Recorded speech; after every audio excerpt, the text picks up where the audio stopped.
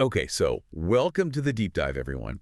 We are diving into a topic that I know a ton of you have been wanting us to cover, and that is the TMZ documentary trilogy on the downfall of Diddy. Yeah, it's been everywhere. A lot of talk about this one. Exactly, and that's kind of why we're here. We want to help you cut through all the noise, all the different opinions, all the different takes, and really boil it down to what is actually going on here. So we're going to try and break it down into the three parts that TMZ put out. The first one is just called The Downfall of Diddy. The second one, The Downfall of Diddy, The Indictment, and then finally, The Downfall of Diddy, Inside the FREAKOFFS. Yeah, so those are the three. Pretty descriptive titles. Very much so. Yeah, so we want to just look at what are the main allegations, what are people saying, and then how have people been reacting to these films as well. What's interesting to me is that they are all clocking in at around an hour long each. So it's not just a little quick TMZ hit piece. They're actually trying to be, sort of serious documentaries. Right. I mean, I think that's what makes this so intriguing. They are trying to create a cohesive narrative here. Yeah. Over 3 hours of content. And it's centered around, like you said, a very public, very ongoing legal situation. Right. It's not just summarizing headlines. They're trying to go deeper. And I think that's what we're going to try and unpack as well. Yeah, and I think, a great place to start is with that first part, right? The downfall of Diddy, just setting the stage. They kind of, in this first part, are saying that they're going to provide this broad look at, all the controversies that have surrounded Diddy over the years. What did you think of that as an opening? Did it work for you? Well, I mean, the thing that immediately caught my eye was that they were claiming to have all this access to his former inner circle. Yeah. Like partners and colleagues, people that were actually there, supposedly, for a lot of this journey. Right. And I mean, whenever you get that in a documentary, I think it's always fascinating. It's like, you're getting those perspectives that maybe haven't been publicly shared before. Yeah, for sure. And in this case, right, you're talking about his rise to fame and then all these controversies that followed. So hearing it from the people that were supposedly, right there with him, that could be really compelling stuff.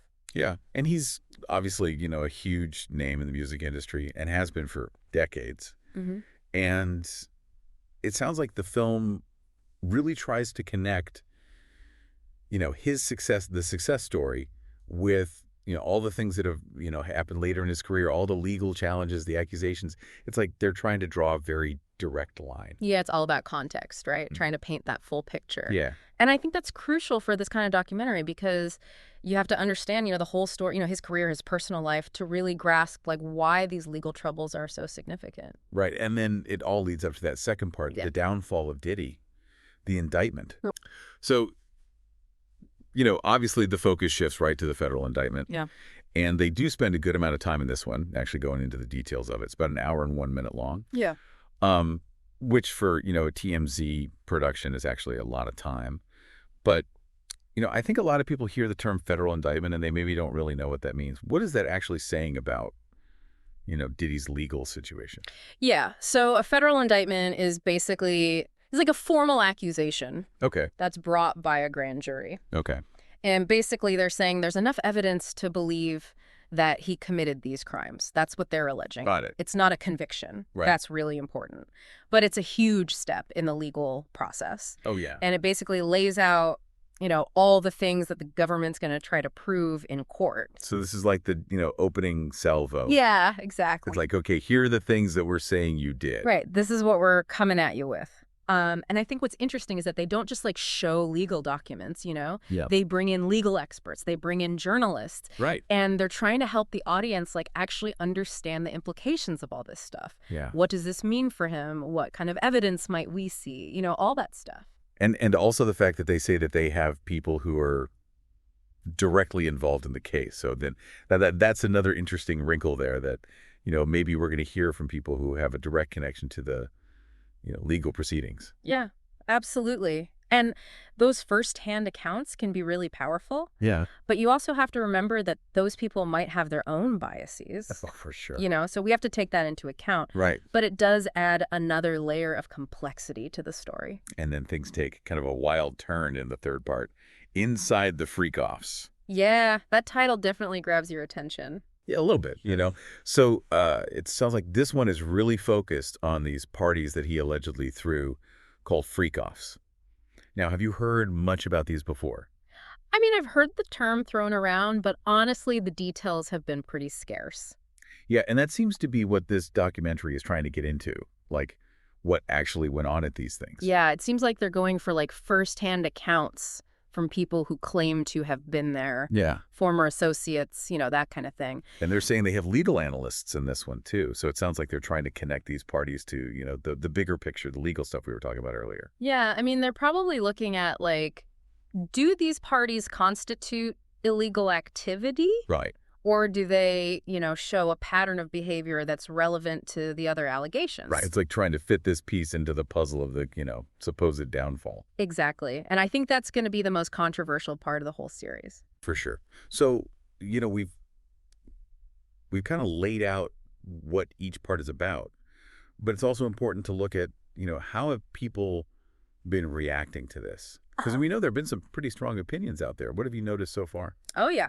There's definitely been a mixed bag of reactions. Yeah. And I think that's pretty typical for a documentary like this, especially when it's about someone as well known as Diddy. Yeah. People come in with their own, preconceived notions and baggage. Right. But it's been interesting to see the different ways people are interpreting the same information. Yeah. On the one hand, we've seen people really praising the documentaries, saying that it's this really in-depth look at these serious accusations. There's this one Reddit comment that's kind of gone viral. The person wrote, "The fall of Diddy was really good, but very disturbing. It really showed how sick he is. He's definitely a predator in so many ways. I hope he never sees the light of day." Yeah. So, they were pretty convinced by what they saw. Right. And that reaction, I think, speaks to how powerful storytelling can be, even in a documentary. Oh, yeah. Like the way they presented the information really resonated with this person, and Yeah. it reinforced their negative views of Diddy. Yeah. And, it definitely made them feel strongly. Exactly. And I think that's something we have to be mindful of when we watch documentaries, Yeah. about how is the information being presented and how is that influencing our emotional response. Right. But then on the other hand, you have people who are criticizing the documentaries, saying that they basically rehashed a lot of old news and didn't really reveal anything new. There was an IMDb review that said, "This was clearly made in a rush and is filled with junk news from TMZ's prior reportings. You won't learn anything new, and all the stories are ones you've already heard about." Yeah. So they were definitely not impressed. And that's a fair critique, I think. Yeah. Especially for people who have been following the story closely. Yeah. If it's just regurgitating old stuff, then where's the value? Right. What am I getting out of this? Exactly. And it kind of highlights that challenge of making a documentary about something that's still unfolding. Like, you want to be timely, you want to get it out there while it's still relevant, but you also want to make sure you have something new to say. Absolutely. And I think that's a tension we're going to see more and more as documentaries become, even more popular and even easier to produce. For sure. So yeah, it's fascinating to see, kind of both sides of this coin. Some people see it as this huge expose, and other people see it as kind of a rehash. But I think no matter what, it's definitely sparked conversation. And, if you're interested in checking it out for yourself, all 3 parts are on Tubi. Yeah, definitely check it out and form your own opinion. Yeah. And that first one, like I said, is about an hour and 8 minutes. So you can kind of, get a sense of the time commitment there for each one. Yeah, they're definitely meaty episodes. Yeah. So let's just kind of recap what we've talked about. Part 1, the downfall of Diddy, introduces all those different allegations against him. And they rely a lot on interviews with people who used to be in his inner circle. Right. And then we move to part 2, the downfall of Diddy, the indictment, which really dives deep into the specifics of those legal charges. Right. And then we wrap it up with Inside the FREAKOFFS. Yeah.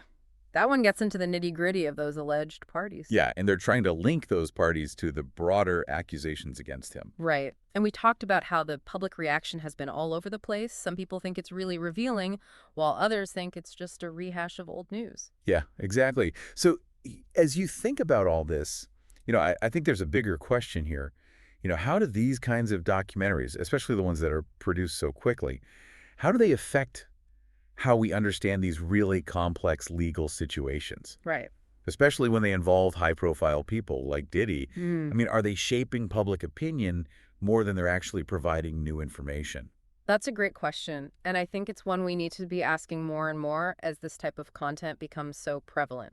Because, these documentaries are super accessible. They're on streaming services. Everyone can watch them. Right. So it's like, what are the implications of that? How are they shaping the narrative? Yeah. And how does that compare to like traditional investigative journalism, which might take months or even years to produce? Right. It's a whole new landscape for how we consume and process information. Yeah, for sure. It's definitely something to think about. So there you have it. Another deep dive complete. Always a pleasure. Yeah. We will catch you guys next time.